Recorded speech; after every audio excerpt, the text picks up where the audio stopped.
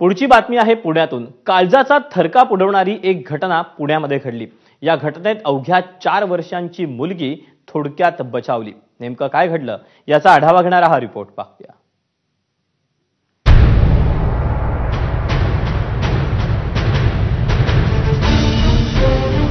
ही दृश्य काळजाचा ठोका चुकवणारी आहेत। ही दृश्य तोंडचं पाणी पळवणारी आहेत। ही दृश्य स्क्रीनवर पाहणाऱ्या तुम्ही सुद्धा ही चिमुकली वाचावी अशीच मनोभावे प्रार्थना केली असेल। तुमच्यासारख्या असंख्य मंडळींच्या प्रार्थनेला फळ आलंय आणि सुदैवानं चिमुकली बचावली। तिच्या मदतीला धावून आलाय अग्निशमन दलाचा कर्मचारी योगेश चव्हाण।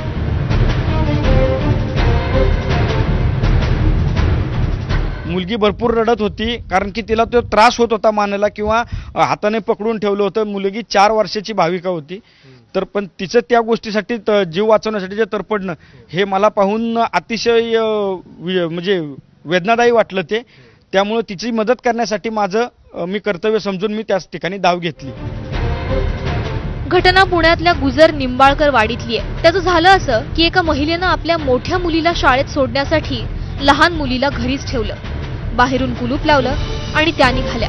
काही वेळात चिमुकली भाविका खिडकीत आली आणि लोखंडी सज्जावरून खाली उतरली। त्यानंतर जे घडलं ते अंगावर काटा आणणारं होतं। मी पेपर वाचत बसलो होतो, त्यावेळेला समोरच्या खिडकीमध्ये उमेश सुतार म्हणून जे राजस्थानची व्यक्ती इथं राहतात त्यांनी आरडाओरडा केला की बच्ची गिर रही है, असा आवाज माझ्या कानावरती आला। त्यावेळी मी गॅलरीत आलो।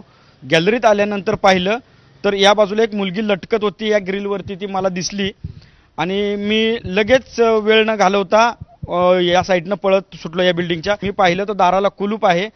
तिची आई दुसऱ्या मुलीला सोडून शाळेत येतच होती, तर मी त्यांना चावी मागितली। चावी मागून त्यांनी मला लगेच चावी देऊन मी कुलूप पटापट उघडून या खिडकीपर्यंत पोहोचलो। तर मुलगी जे लोखंडी रॉड आहेत ते तिने पकडून ठेवले होते आणि त्याच्यानंतर तिला मी अशी रेस्क्यू करून तिचं डोकं पहिलं बाहेर खेचून पाय वगैरे सगळं घेऊन तिला मी बाहेर काढलं। आईच्या निष्काळजीपणामुळे चिमुकल्या भाविकाचा जीव धोक्यात आला होता।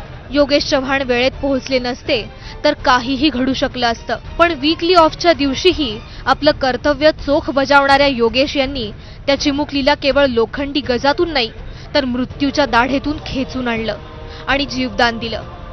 योगेश चव्हाण यांच्या कर्तव्य निष्ठेला एबीपी माझाचाही सलाम। मंदार गुंजारी, एबीपी माझा, पुणे।